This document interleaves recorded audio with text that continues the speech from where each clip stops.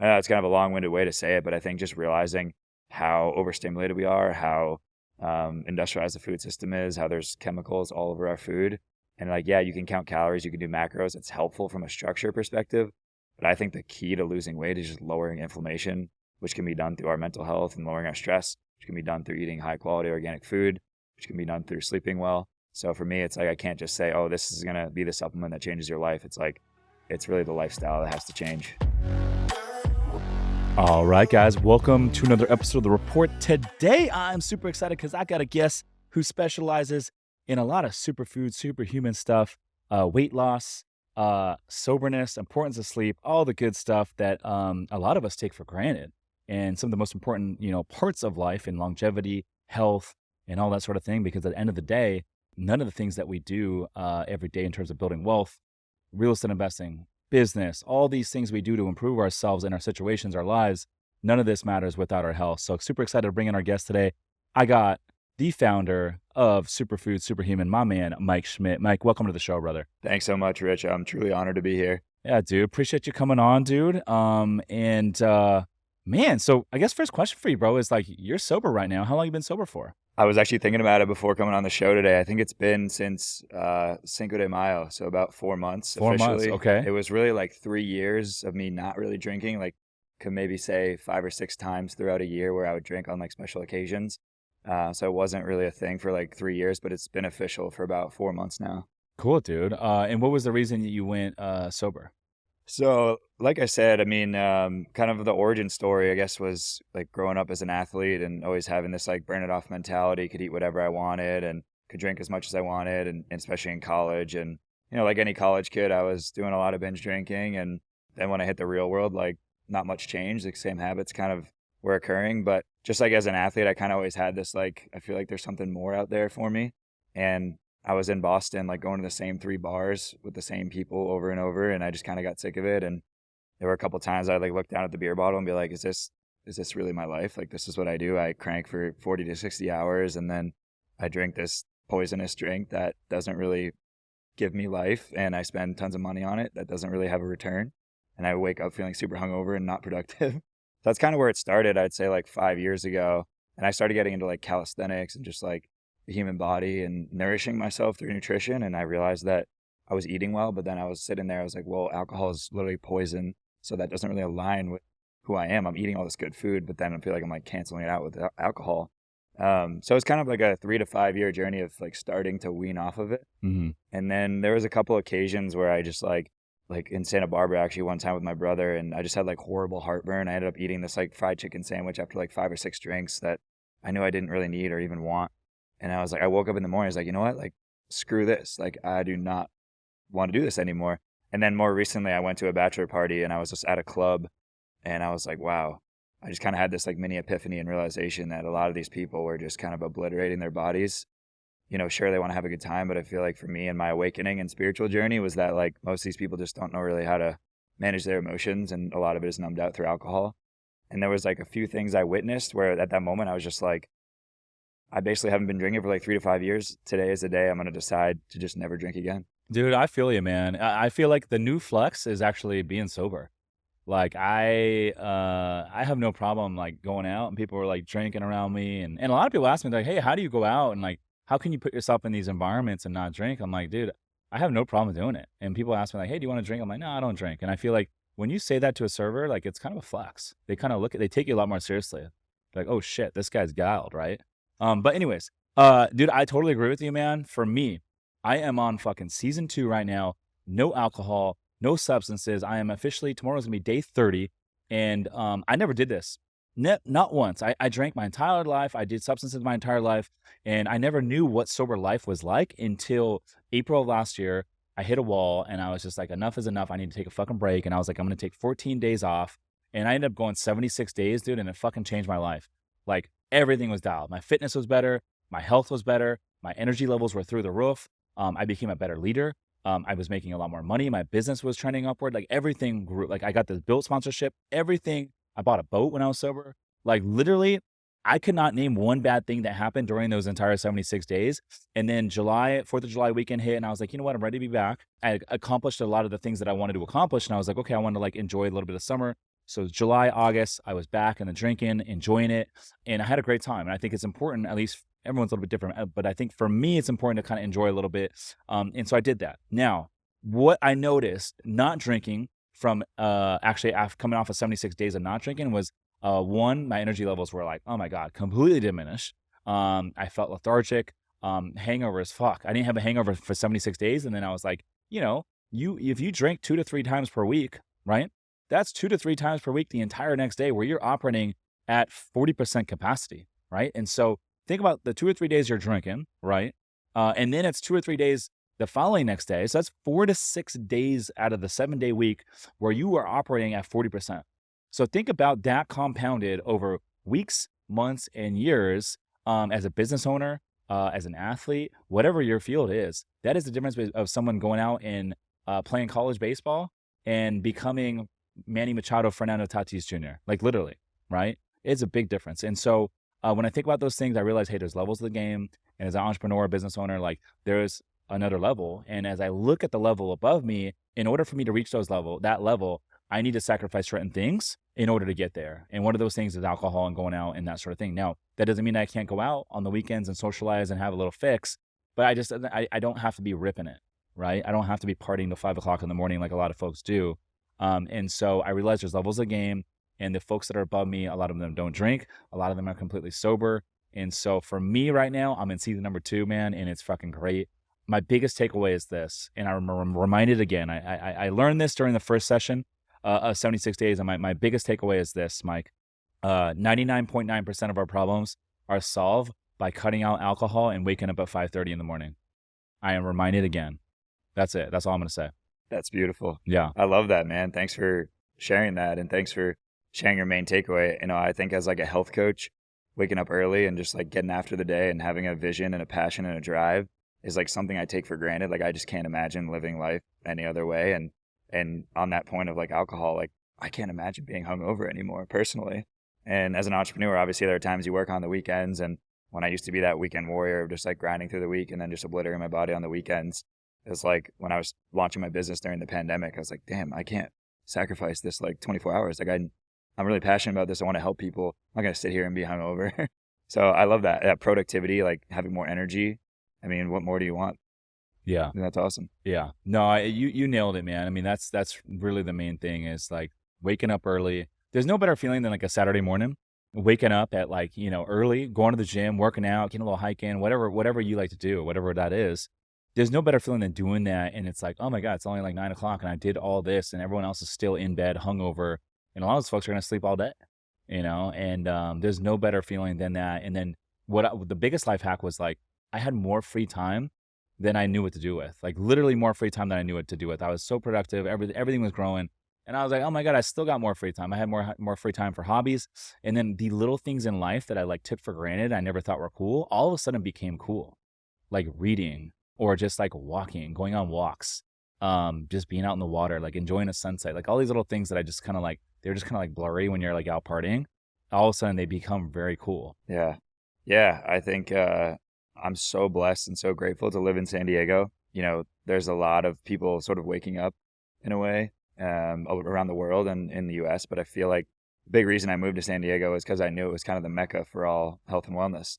And like I didn't know what was going to happen, who I was going to meet, where, when, why, but I was like, dude, I just feel like something good is going to happen if I go to San Diego, because I had heard it was just like a place to be when it comes to health and wellness. And there's definitely areas of San Diego you can definitely go have a good time and you can drink and you can do all that, and there's nothing wrong with that. But I just think it's fun now to realize that you can actually have a good time without alcohol. And like recently I went to the Coffee and Chill event at Mission Beach. What is Coffee and Chill? Coffee and Chill is a basically a sober wellness party where they do ice baths and they bring coffee, and they have like other healthy vendors there. Like Symbiotica was there, which is like a really healthy liposomal supplements company, which is also based out of San Diego. I had a booth there last time, and yeah, for 2 hours we just do ice baths, we drink coffee, and we just like meet like-minded people, and it's like everyone's sober and like having an absolute blast. Yeah. I love that, dude. Yeah. That's so cool. So talk about the importance of sleep. I know, this is something that a lot of people in America struggle with. I sometimes will struggle with, I don't struggle with sleeping, I'll struggle with going to bed early sometimes, right? Because my brain is going a million miles an hour. I'm thinking about a lot of different ideas, and I'm like, oh my god, that's a really good idea. Or I just get stuck in a conversation, and or maybe sometimes I'm just like working, and I'm just like late night. I'm like just like working on some stuff, and so for me, I know what it takes to go to bed early. It's just like shut the phone off. I put the phone in the bathroom, typically on a charger, set the alarm. I have music, and I go to bed early. I don't like black out the curtains because I wake up before the sun comes up. And so I don't black out the curtains, but as long as I shut everything down, put the phone down and get to bed, I'll fall asleep. But my biggest problem is getting to sleep at a decent hour. But for the folks out there that maybe struggle with sleep and all that sort of stuff, what are some remedies that they could utilize? Yeah, excellent question. Being like a nutrition coach, obviously approaching it really holistically, I really think everything starts with your sleep. And speaking of alcohol, like, sure, you can still sleep 8 hours, but what are the quality, sleep regimen in that window? Like, probably not getting very good rest. But I think, yeah, dude, like the electronics are just out of control. I know that for me, like, I'll be fully honest that I feel like there are times where I feel like I'm like addicted to my phone, but one thing that I'm pretty regimented on. I'm not always perfect, but I'd say 90% of the time, like I am shutting my phone off around like 8:30, like 9:30, the absolute latest. And I just noticed that so many people, even like being on Instagram or like text messages, like people that I know from the East Coast, it's like, I don't know, 8 o'clock here and they're still texting me, or like they're on DMs. I'm like, it's 11 p.m. over there. Why are you still Yeah, up? yeah. And there was a book I read. I don't know if you know Sean Stevenson. Uh-uh. He's like a holistic health coach, and he has a book called Sleep Smarter. And during the pandemic, I read that book. That was like a huge catalyst that got me into nutrition and wellness. And he talks a lot about like hormone health and how to like sync our body up with the sun and rising and falling with the sun. We have so much like artificial overhead light that confuses our body, and it tells us to crank our cortisol even though we're trying to go to sleep. And I think This is a naive question. What is cortisol? cortisol is their stress hormone. Mm. Cortisol is like good because it helps us get up out of bed in the morning, but most people in America especially are very, very stressed out, and their cortisol is chronically high, which is basically the antithesis to testosterone. So that's why I try to encourage people to, It brings testosterone levels down. yeah, it's like the antithesis. Like when I was super stressed out and like super burnt out for like 16 months, my testosterone went way down. It was like 350. And then when I got out of the burnout and like actually understood the power of rest instead of just like continuing to push through, my cortisol went back up, or sorry, my testosterone went back up to like 830, 880 or something. And what about your testosterone? You said your testosterone went up to 830. Yeah, after Yeah, I like, naturally. yeah, yeah, Yeah, okay. yeah, no TRT I thought I or was anything doing good like at the 550. that. I just got my results back like an hour ago. Oh, you did? Doctor texted me. He's like, "Yeah, 549." I was like, "Fuck, I was feeling good." But Yeah. you're at 830. I'm like, "Okay, all right." I mean, dude, trust giddy me, up. when I was burnt out, I was like, I would like started getting like excess belly fat, and like I was just like waking up, like hitting the snooze button like 8 times, and just like had no motivation, was dragging my feet. I was like, dude, I went from the guy that was waking up at like 5:30 to just like I could barely get out of bed by like 8:30. So I think sleep is an absolute major cornerstone to health, and I think that, one analogy I like to use is like a car going off the highway, right? Is it 70 miles an hour? It's trying to get off the exit. It doesn't just go from 70 to 0 miles an hour. It has to slowly and gradually slow down. And that's what we need to do when we go to sleep. So 8:30 comes around, you're trying to sleep by 10, which is an ideal optimal time to sleep.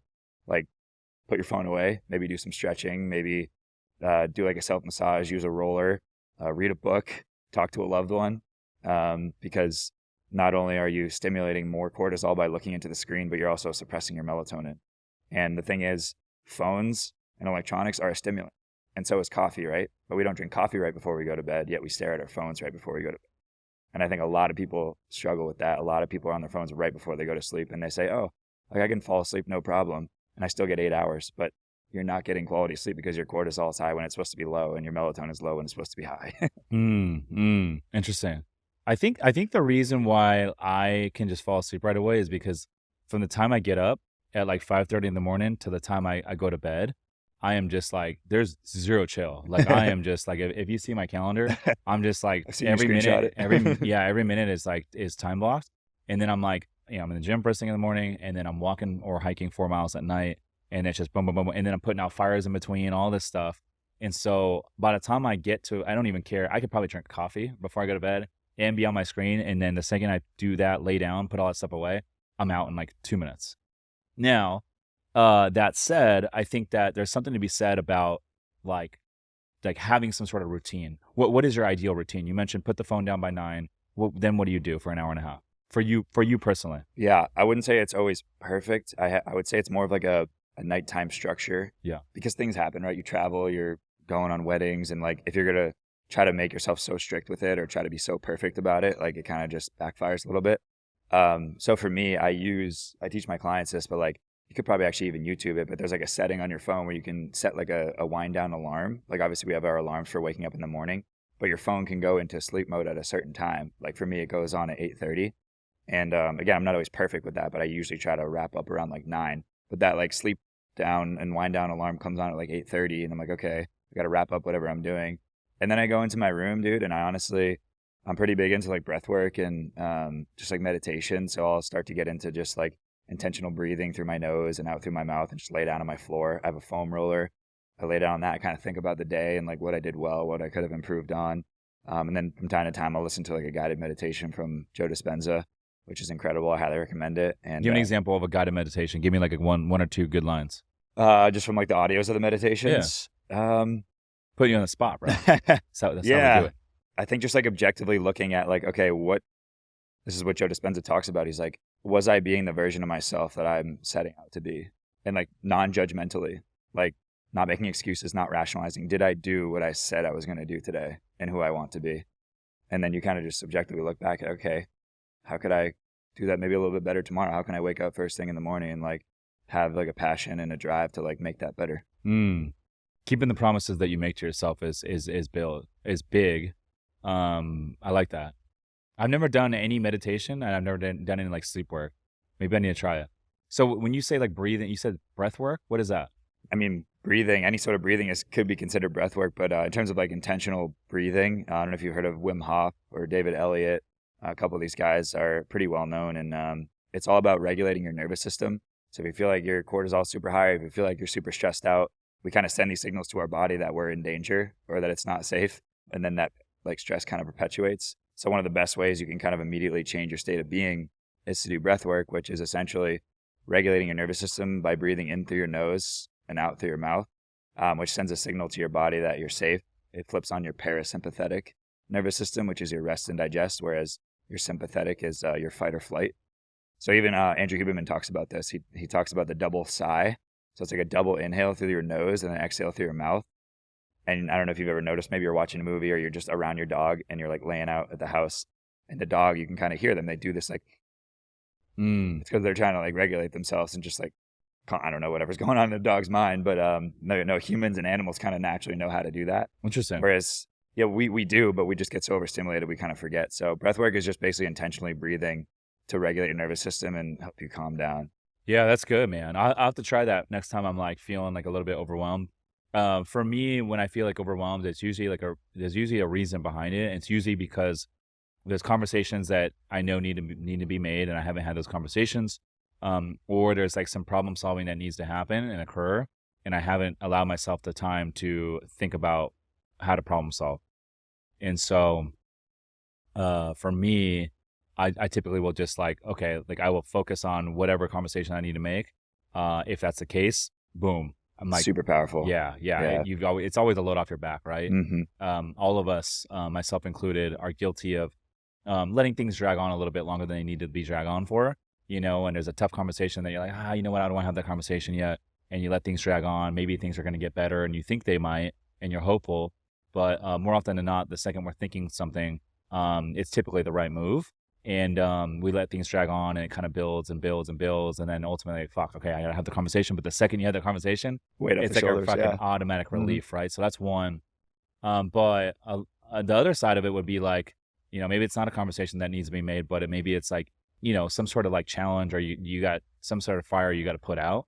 And, you know, instead of giving that fire your attention so you can problem solve it and push past, you're deflecting or deferring, you're kind of kicking the ball down the field for another day or two.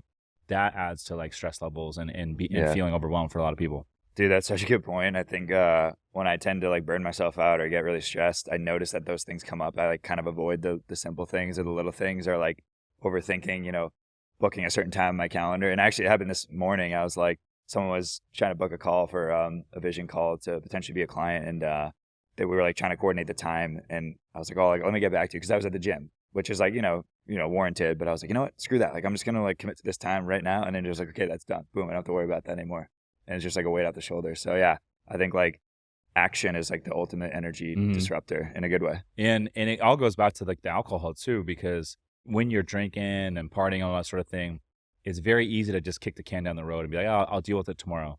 And then tomorrow happens and life gets busy, like, oh, I'll deal with it tomorrow. And it just, before you know it, that thing that needed to be taken care of before you clear the plate and move on to the next thing is just like kicked down the road for like a month, right?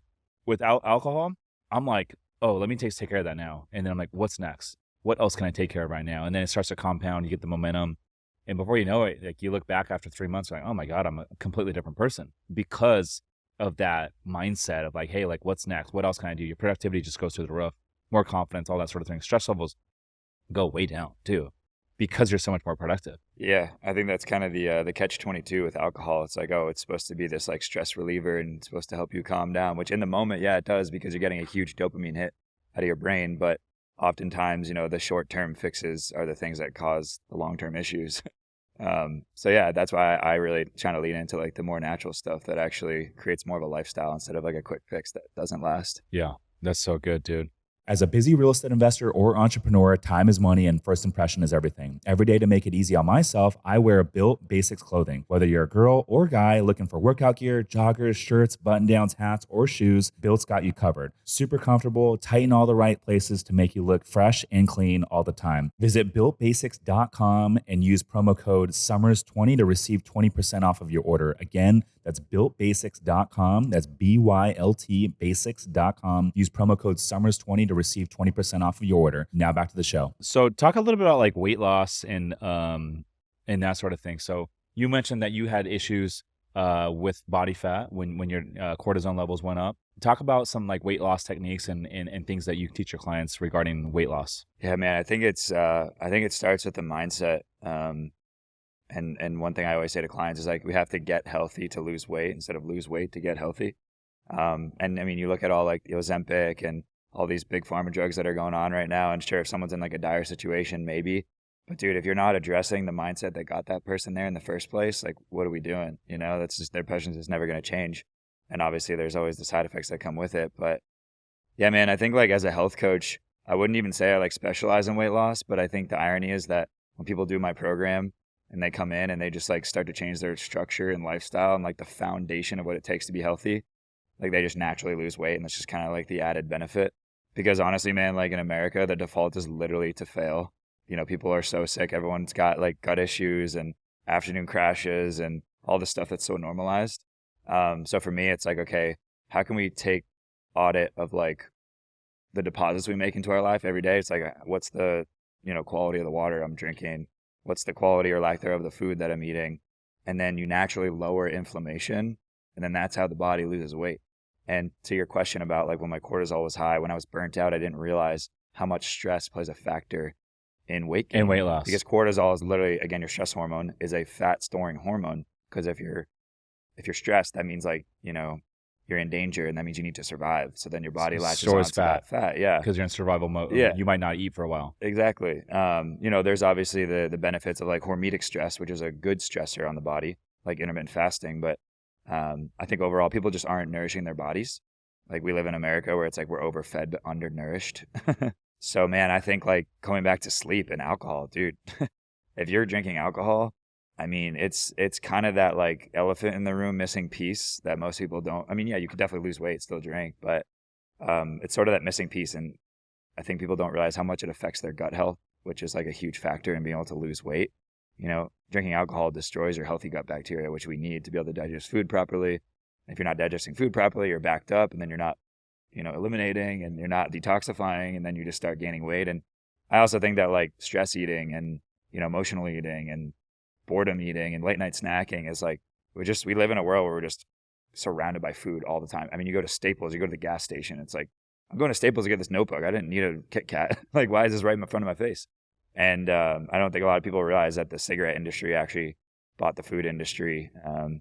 like in like the 1970s, like Marlboro and RJ Reynolds bought like Nabisco and Kellogg, I think it was. So now they're just applying the same tactics. So I know it's kind of a long-winded way to say it, but I think just realizing how overstimulated we are, how industrialized the food system is, how there's chemicals all over our food. And like, yeah, you can count calories, you can do macros. It's helpful from a structure perspective. But I think the key to losing weight is just lowering inflammation, which can be done through our mental health, and lowering our stress, which can be done through eating high quality organic food, which can be done through sleeping well. So for me, it's like I can't just say, oh, this is going to be the supplement that changes your life. It's like, it's really the lifestyle that has to change. Yeah. The other thing with alcohol, you were talking about it, is like, I don't know why this is, and correct me if I'm wrong, but like when you drink, your people's faces get all puffy, and you get bloated. And so like one of the biggest changes that I notice not drinking is like your face leans out. And I see people that drink every day, they're like alcoholics, and their faces are pink and puffy. Why is that? You know, I don't really know the science behind it, but all I know, dude, is that alcohol is poison. Yeah. You know what I'm talking about, right? Yeah, 100%. I mean, dude, I look at myself, holy crap. I mean, sure, in college, I give myself grace. Everyone drank, but like, I look at pictures of me when I was in college. I'm like, holy You don't recognize crap. yourself. Yeah, you're like, and sometimes you kind of have to have that objective perspective. And it was because, I mean, I was blacking out like 3 times a week, dude. My 20th and my 21st birthday, I literally like puked in my bed. What was the biggest change, like physically, in how you looked back then when you were partying all the time? Yeah, I mean, it was probably the conventional dairy and conventional gluten, but the alcohol definitely didn't help. I mean, I used to suffer from chronic acne for like my whole life, basically. And then I got into nutrition. Within 3 weeks of joining a nutrition cert, all my acne disappeared. I used to have hemorrhoids. That went away. Damn. And Your then skin looks great. Thank you. I appreciate Yeah. it. I mean, I was taking like Proactiv and tretinoin. I was on antibiotic at one point for it. Like I was trying everything. And dermatologists were just like, yeah, more fiber, more water. But like, I didn't think food had anything to do with it. Did or you ever alcohol. take Accutane? No, but I was seriously considering it. Yeah. Yeah. I took Accutane as a kid Mm. because I had acne as a kid, younger. I want to say I took it when I was like maybe like 12, 13. Oh, wow. Maybe, yeah. Yeah, it was before high school. Mm. And yeah, it was probably 13, 14. And I took the Accutane because it was like, you know, it was bad, right? And on like the cheeks or whatever. And so I took it, and then that cured it. But if I didn't take Accutane for like a year, it would slowly come back. And so I think I did like a few cycles of it when I was like younger. What causes the acne as a kid? Because as an adult, it kind of goes away, right? Mm. Yeah, I mean, I guess it depends on the person. And, you know, some women that are going through like hormonal imbalances, like a lot of them will complain about like jawline acne, which can be from stress, which can be from, again, too much cortisol, or often can be from the foods we eat or too much alcohol. Because again, alcohol is poison. And so I don't know, I always think like health is like an inside job. And like for me, I didn't realize that because again, I was trying the topical creams, I was trying the antibiotic. But then when I started eliminating gluten and dairy and like not drinking as much, I would say mainly it was the gluten and dairy, and I guess alcohol too, because it's kind of all at once. But then like it all started to go away. So I don't know. I mean, I think obviously as teenagers, like kids are growing and their hormones are changing. But I mean, also if you're put on the standard American diet, like most kids are, like you're going to be eating crappy food with additives in it. You're going to be eating conventional dairy, conventional gluten, and that's just going to cause a lot of issues, which it did for me. But yeah, even back to your question of like why people have like skin issues and like their faces inflamed with alcohol. Again, it's like alcohol is ethanol. You know, I was listening to like a reel the other day, and this guy was like, you know, asbestos and like lead. There's no like safe amount of asbestos and lead. So like we don't have a cup of it, or we don't say, oh, it's okay to have it in little pieces. Obviously, it's not something you consume. But alcohol is the same deal, man. Like there's no like real limit that we should have. They say, oh, like all the studies that are funded by Harvard, it's like, oh, a glass of wine a night is good for you, but it's not the wine, it's not the alcohol, it's the resveratrol from the grapes, right? The alcohol is poison. And so now there's more articles coming out like there's no like good amount of alcohol to consume. It's killing your liver. It's also affecting your pancreas, which like pancreatic cancer is almost like it's a very deadly cancer, like pretty irreversible.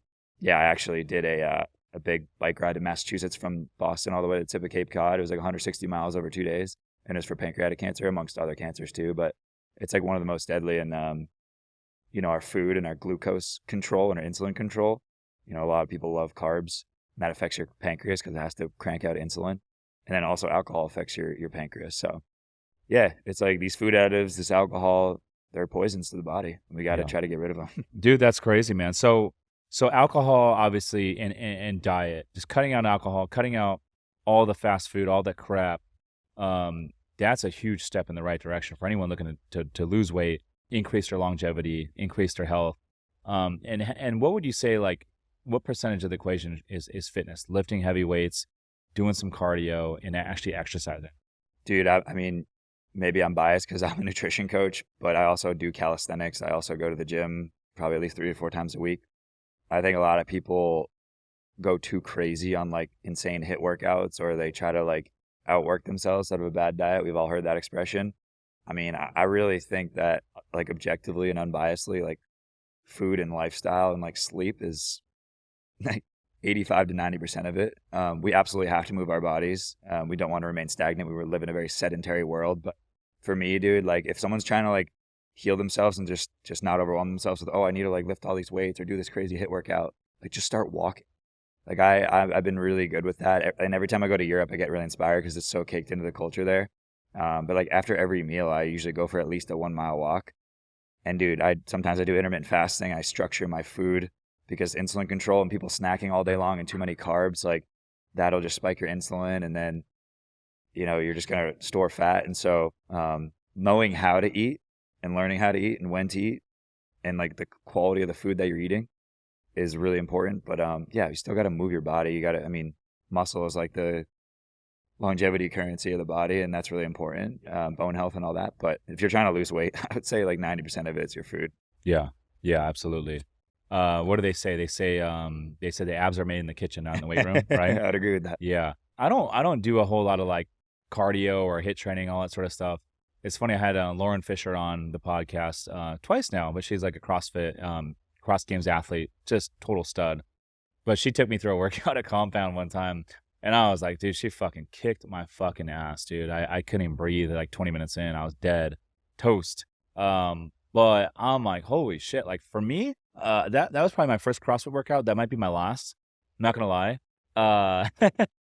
Like I felt, yes, I got a workout in. Like I couldn't fucking breathe. I was dripping in sweat. Literally, I was toast. But like I couldn't even do anything the rest of the day. Like I was just done. And I didn't feel like I was making a lot of progress. Like I wasn't lifting weights. I wasn't building any muscle mass and that sort of thing. So for me, I like to just go in the gym and lift heavy weights, and I just go along with my day. I feel energized when I do that. I walk out of the gym, I feel fucking like, I feel great. And I still get my heart rate up while I'm lifting weights. So I'm getting that cardio in, but I'm not like burnt out, right? Like it was to the point where I just like, I had to like lay down for 2 hours after that, and I couldn't even fucking move off the bed.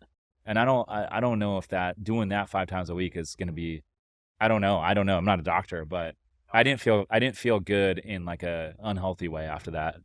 I'm glad. I don't think I've ever told Lauren that. I don't want to like offend her. No, Like, dude. oh my I mean, God. those things are awesome, and you know, Yeah. I think like challenging yourself is great. But I'm really glad that you brought that up, because I feel like, especially for women, you know, we're just in this world, and we're taught that like you have to work out more and eat less, and that's it. And then people go haywire on working out, and there's absolutely nothing wrong with like hiring a trainer and getting in shape. But I think like if you really want to make sustainable long-term changes, like you got to look at the food you're eating and the lifestyle, and especially women that are like trying to get pregnant, or women that are trying to lower their cortisol and trying to lose weight. Like sometimes doing too many HIIT workouts, or too much Barry's boot camp, or too much Renegade, or whatever it is, can actually make things worse. Because again, that cortisol is the fat storing hormone, and it's like, we're surviving. Yeah, the hormetic stress is good. You can lose weight. It's good to move your body, but sometimes that stuff backfires. So yeah, I think the poison is in the dose, right? So like having a good relationship, maybe doing it a couple times a week, or like if your body feels good. Like right when I was stressed out,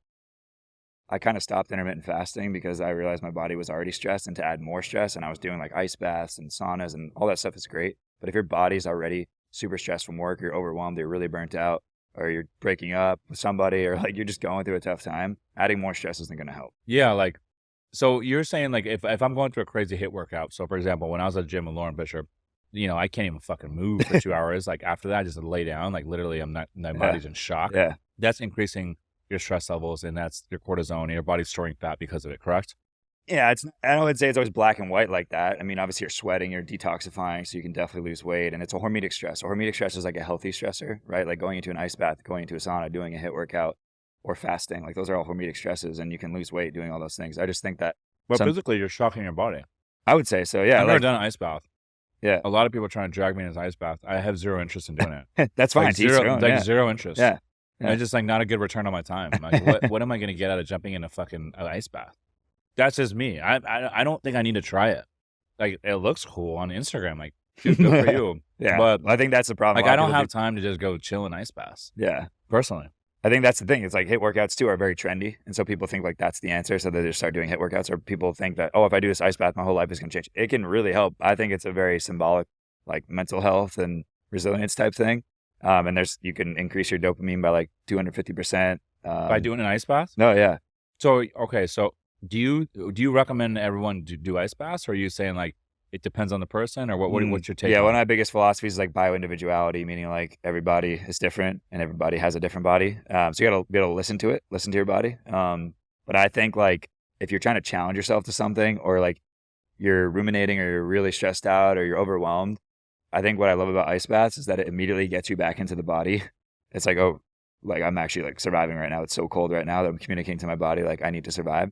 But the beauty is, again, when you practice breath work, is that like the only thing you can really control when you're in a survival mode, or your body's like freezing, is you can control your breath, and you breathe in through your nose, out through your mouth, and you're kind of like training your body, right? Like you do all this real estate stuff, you're running a really successful business, like things get crazy. And then, really you only realize that at the end of the day, like you can control your breath and control the things you can control. And it's kind of the symbolism of an ice bath is like, wow, this is going to really suck, but I'm going to feel so much better on the other side. My dopamine's going to increase. I'm going to burn fat. I'm going to become more mentally resilient. So that's why I love it. But I don't like do it every single morning. I do it when I feel like I need it and I want it. Yeah. Yeah, I don't know. It's interesting, but at the end of the day, it still is shocking the body, right? Like when you get in an ice bath, your body's in shock. And I mean, I'm not a doctor and I don't know, but like, is it good to do that over and over and over with your, like, do we know the long-term effects of doing ice baths, 200 times a year? Like, Yeah, no. How does that affect you 10, 20, 30 years on the road? Do we have studies on that? I not that I've seen, I haven't looked into. Like I said, I think the poison is in the dose. So I think like listening to your body and knowing when it's appropriate, and knowing when it's like you're just doing it chronically because you're just doing it because everyone else is doing it and it's trendy. Yeah, It's that's not what really I'm the saying. move. So Because I it's don't kind of an Instagrammable thing. Yeah, And- no, and, for and sure. it became popular, the last 3 years? yeah, but like also like hockey Before players that, and stuff have been people doing were- it for like a long time. Athletes were before it like, was cool. Yeah, Yeah, but after they would like play, yeah, to lower the inflammation. they would get in these ice baths. But like these folks have a real reason to reduce the inflammation. But for like 90% of us that are not athletes, like I'm not Yeah. like out there like going to fucking war with my body, right? You know what I mean? Yeah. I'm not LeBron Yeah. James. Yeah, And so, I don't know, but I see it. I don't know. I'm not a doctor. I want to try it, but I was just curious. Like, what are the Yeah. long term effects of dude, doing you should this come to over? Coffee and Chill, man. I think you'd have a good time. Yeah. I could help you through. I mean, it sounds like voodoo or whatever, but like there's a lot of people where they do the ice bath the first time. I've hosted a couple of retreats in my backyard. There's like 13 people each time. Well, small backyard, more intimate, but there was like 5 people each time that had never done ice baths before. Game changer. And they all did it because you're around a community of people who like Doing it, trust yeah. you and they support you. And then like I'm just there. I'm like, literally just breathe through your nose and out through your mouth. Like all you can control is your breath. And it's just kind of like a mental resilience. All right. I'll be open to that. Yeah. So tell me about your community. What do you guys do? So Superfood Superhuman, yeah, we're a holistic health and wellness company. And I started about 3 years ago. I've coached 70 clients, did some one-on-one for a while, then really started to realize the power of community coaching as I experienced it from my mentor, and just like creating a safe space for people to just talk about their health issues that are so taboo, or the things that are normalized that we think like something's wrong with us. And just creating that safe space like online via Zoom or via retreat is it's been really powerful. So it's really all just about like connecting, understanding your own health and your bioindividuality, not what everybody else is saying. Oh, keto, carnivore, ice bath, sauna, you have to do this, you can't do that. Water's not good for you anymore. People get so overwhelmed. So it's really just like about how to tune into your own body, how to listen to yourself.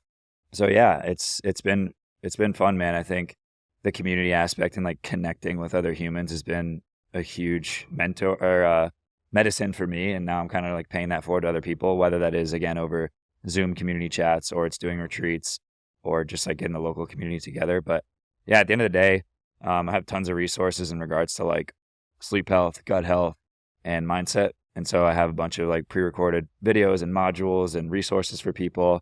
And then we also do like live coaching and live retreats and yeah, just helping people be healthier, man. Yeah, that's pretty cool. I do like the community aspect of it because I think like the most valuable thing that a lot of people can get out of joining a community or a mastermind is the support and the accountability and the connections, the Mhm. relationships that you make, Yeah. and we all learn from each other. But you're hanging out with like-minded individuals that are into the same thing, and ultimately, this game is about being in the right circles. It's about being in the right rooms, and so the one-on-one is great. But I love the community aspect, you know. So big fan of it, and that's super cool that you're doing that. Question for you. So, we know screen time can be a big thing. Being on, and everything's going to the phones these days, and everything is off the TV now. And I'm guilty of it. I'm on my phone a lot. Where it's checking emails, text messages. Literally everything is on the phone. There's all these social media apps. So how serious is this screen time thing, and do you think it's affecting a lot of people's health? Thank you for that question. Yes, I absolutely do. I think it's probably one of the most underrated legal drugs out there. Man, I'll tell you, like when I was burnt out, it was like the ultimate coping mechanism for me that I didn't realize. When I left like corporate and moved into entrepreneurship, I had all this extra time in my calendar. And when I was burning out, I was just dealing with a lot of health stuff. And it was like, honestly, kind of very uncomfortable to be in my own skin and like dealing with my anxiety and depression and ADHD and all this stuff. And I was just doom scrolling and doom scrolling and doom scrolling. And dude, I think the issue is like people don't really tie the two and two together. It's like, oh, well, I'm stress eating or like I'm craving the sugary food, but they don't think about how much when they spend an hour when they plan to spend 10 minutes on their phone. Again, I keep bringing up cortisol, but it's not a bad thing. Cortisol is great, but when it's at a chronic level and we get it through the food we eat that stresses us out, or we get it through the phone that we're looking at all the time, it can, yeah, just really dysregulate your nervous system and make you irritable and make you crave crappy foods. And yeah, dude, I think it's great. They're very powerful tools. And I'm super grateful to be able to just like pop on and use your email and use social media. But I think that too many people are spending way too much time on their phone and walking on the street, looking down and not like actually Yeah, experiencing life. that pisses me off when I see like people that are in their cars are just like, I'm at a stoplight behind them and the light turns green. 4 seconds, 5 seconds goes by, and I like look over and they're just on their phone. Like people are just not present. Or you go to like a baseball game or somewhere and the people are just staring at their phones the entire time. That is taken out away from like what life is supposed to be in relationships and being present and truly just living in the moment. I think a lot of that, especially with the younger generation, is lost because everyone's on their phones. When I go out, I make it a conscious effort to put my phone down. And I'm like, I try to be present. I'm hanging. And if I need to go check stuff, like when I go to the bathroom or whatever, like that's when I'll just like catch up real quick and do whatever I need to do. And then I come back to the table at dinner, like I'm present. And that's how I roll. And for the most part, like people that I hang out with, like they all do the same thing. Right. But that's how I treat it. But dude, it's so often that I'm at a restaurant and I look over and there's like a table of 4 or 5 like younger generation kids, maybe Gen Z, and they're just all hanging out at dinner, just all of them on the phone the whole time. It's kind of sad. Yeah, man. I think when you look at it objectively, like it sounds weird to say, but I don't know, like if an alien were to land here in America and like go to a restaurant and just be a fly on the wall for a night and see something like that, it's like, oh, these humans are going to dinner together to spend time with each other, to converse with each other. And then all of a sudden you look at the table and everyone's just looking at their phone because they're trying to connect with other people. It's like, so are you here to connect with this person that's right in front of you, this beautiful human that can share their story and their experience and have laughs with? And, I won't lie, like I'm guilty of it too. Like it happens, but I think that's so true. I usually try to put my phone on airplane mode. Sometimes I shut it off because I'm just like, I'm not even going to like, it's like a little like habit thing when people just, you're like reaching for your phone, but you don't even know why you're looking at it. And, yeah, I totally agree. It's like, it's so cliche to be like, oh, be in the present moment, but it's so true. And then the other aspect too, man, of social media is like, you can compare yourself to 13 people in 13 seconds. What does that mean? What do you Thinking about like when you scroll through your Instagram, Oh, it's I like, see. oh, this person's doing this. Oh, I wish I had that life. Oh man, that's really cool. Oh, that person's way way more pretty than me, or whatever it is. And it's like that's not normal, dude. The human brain is not wired to like compare itself like that all the time. And I think, And people are putting their best foot forward on social media, generally speaking. Some people talk about the wins and the losses, but I would say 90% of creators out there, they just saw the wins. And yeah, and you can go down the trap of playing like the comparison game, and yeah, comparing yourself to the best foot forward of all these people out there. And I think that could be detrimental for a lot of people, yeah, especially people that are just sitting there consuming. yeah, it's a thief of joy. And I think, But real quick, I'll say this. yeah, yeah, On the flip side, social media is a beautiful thing. There's 4.8 billion people on social media. And I will say that for the folks out there that want to use social media to make money, build their business and that sort of thing, it's a great tool, 100%. a great, phenomenal tool. I mean, think about people that were, let's just say they were artists and they create artwork for a living. Well, back in the day, they would have to like live in an area to where they can go to like swap meets and that sort of thing and build and sell their artwork. Now, someone could do artwork and live anywhere in the fucking world. They could live in fucking, buttfuck Alaska, but have like use social media, right? And market their artwork and build their brand through social media, and they could fucking sell artwork and travel the world from anywhere in the world. And so when you think about it from that standpoint, a lot of people can benefit from social media if you use it correctly. You use it to create, you use it to make money, use it to market, you use it to help other people and inspire other people. I think it's a great thing. Now, for the folks that are just sitting around scrolling all day for 4, 5, 6 hours a day, that's, in my opinion, the wrong way to use social media. Yeah, I agree. I think either you're creating or it's creating you, And at the end of the day, 1% of people on social media, out of the 4.8 billion people that are on social media today, 99% consume and only 1% create. What were you saying?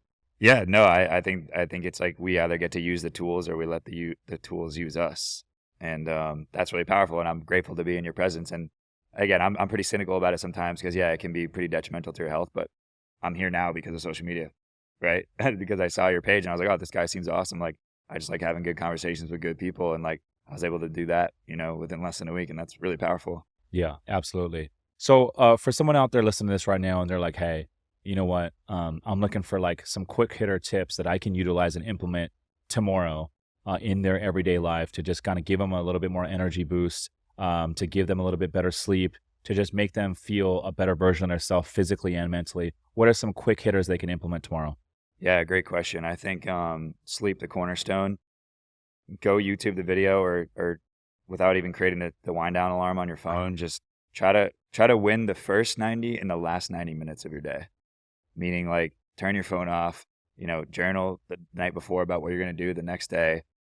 In the morning, do your meditation, do breath work, do whatever morning routine feels good to you instead of just like looking at your phone first thing, just like you're looking at your phone right before you go to bed. So in terms of sleep, I'd say win the first and last 90 minutes of your day. And you could be rolling out on a foam roller. You can talk to a loved one. You can do some breath work. You can do some meditation. You can journal. I mean, there's so many things you can do except looking at your phone.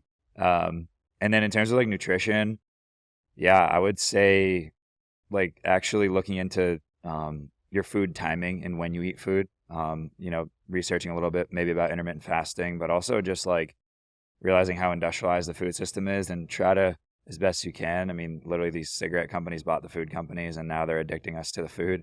It's not your fault, but just trying to eliminate processed food as much as you can and just realizing how industrialized the food system is and taking a 100-foot view and be like, did this even exist 200 years ago? Would my ancestors recognize this? Would a caveman eat this? No, probably not. I mean, the typical person that I know that I used to hang out with and people like when I went to college, we would probably eat fast food like 5 to 6 times a week. That's a lot, right? I would say so. Yeah. It's completely eliminated from my life. And it's not even from like a restrictive mindset. It's like what I know about food and who the person I want to be and like that vision. It's like when I drive by a Chick-fil-A or I drive by an In-N-Out or a Subway or Chipotle, like, dude, I'm not joking. Like it's like it's not even there. Like it doesn't even exist. I don't even think twice about it because like I know the type of person I want to be. I want to feel good. I want to have good energy. I want to be the highest expression of myself. So like that decision just doesn't even align. That doesn't even make sense. So yeah, it's something I take for granted. It's very ingrained in my lifestyle, but I think just like eliminating processed food as much as you can. And if it comes from a box or a bag, even if it's healthier, it's probably the wrong place to start. Go eat produce, go eat fruits and vegetables and eat real food, as like simple as that sounds. And just probably most people are very deficient in protein. You don't have to go crazy with it, but the reason that is because most people are eating processed food. 60% average American diet is processed food.